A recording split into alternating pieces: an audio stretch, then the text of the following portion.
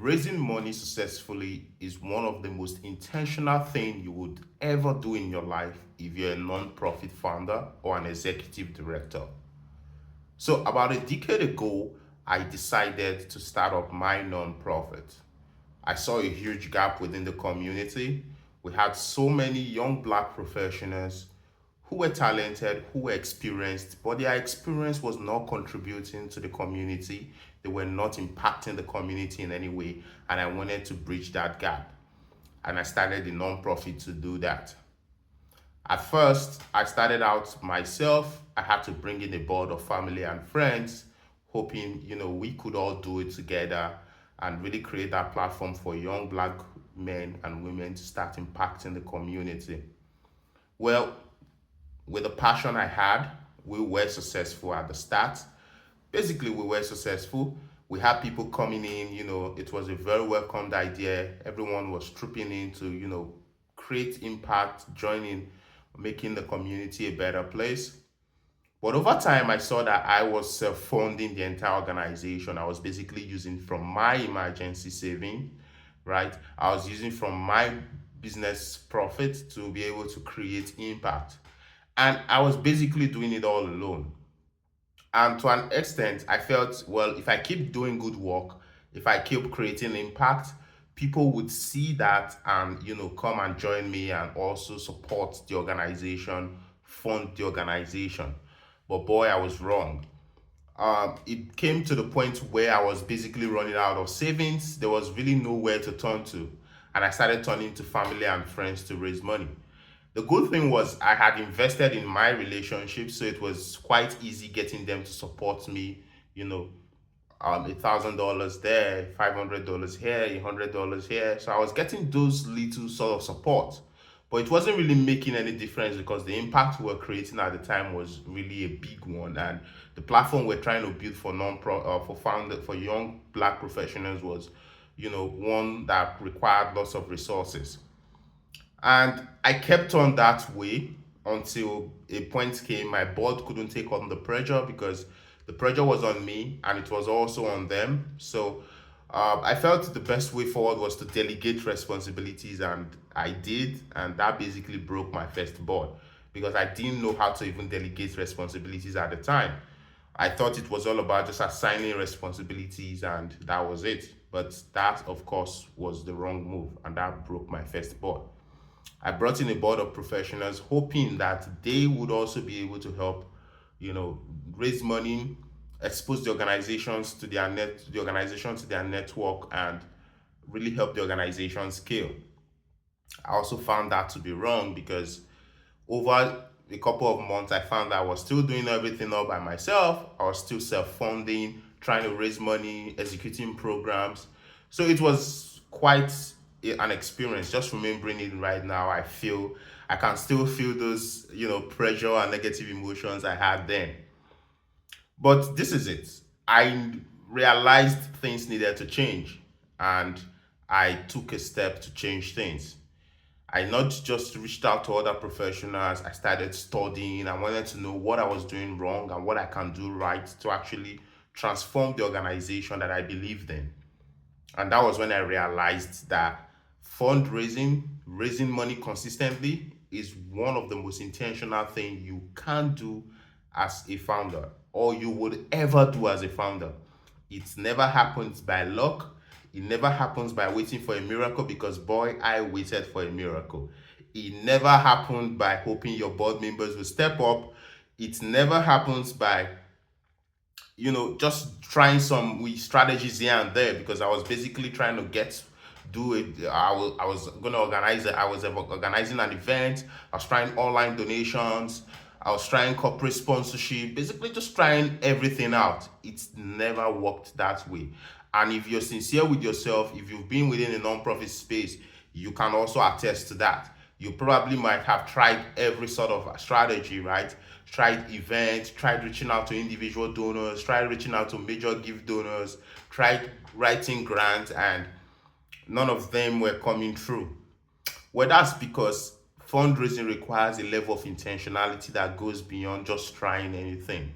It requires you understanding the funding landscape. It requires you understanding how to raise money. It requires you following the process, and not just any process, a well-defined process that's likely to bring you to a well-defined end, which is most likely you raising that money that you need. So for founders out there who are struggling, it is time to begin to intentionalize your act. It is time to begin to draw up a process that you can follow if you really want to raise money, because that was what transformed my organization. I realized that I didn't have a system. I realized that I didn't know how to go about raising money, and I had to learn the process. I had to follow a system. And that not just only brought me funding, I also started helping others. And over time, we were able to raise over $5 million for my organization and other organizations out there. And I've been in rooms where over $100 million are raised. I've worked in an organization where we raised almost $1 billion. Now, I'll tell you this, none of that happened by trying, strategies here and there. None of that happened by wishing or just depending on the fact that because we're a charity, we believe organizations or people would give to us. None of that happened by depending on our family and friends, because of course your family and friends can support you, but they can only support you as much as possible. If you're to determine sustainable funding, if you're to determine consistent funding, you're going to have to begin to intentionalize your act. And when I say intentionalize your act, you're going to have to first of all identify who are the ideal funders for our nonprofit organization. Because the truth is, not everybody is going to support your cause. Not everybody is going to be interested in your cause. So you're going to first of all identify who are the people we should be talking to, because that's where the magic happens.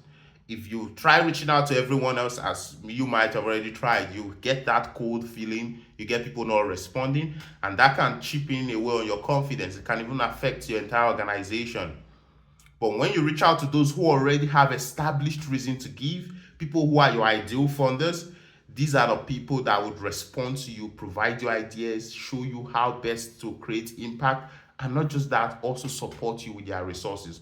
Why? Because they are interested in your vision. Why? Because they are invested in your mission. Why? Because they gain some form of benefits, they are aligned with your mission. So you're going to first of all have to find these people. That's what's going to transform your entire fundraising approach. And when you find these people, you don't reach out to them with your hands out. You're going to have to need a step-by-step process to reach out to them. As I would always say, people only give to organizations they know, like, and trust. If they don't know you, they don't like you, they don't trust you, they are most likely never going to give to you. So you need to have a process that gets them to know you, like you, and trust you before you begin to ask for funding. That's what transforms your entire fundraising approach.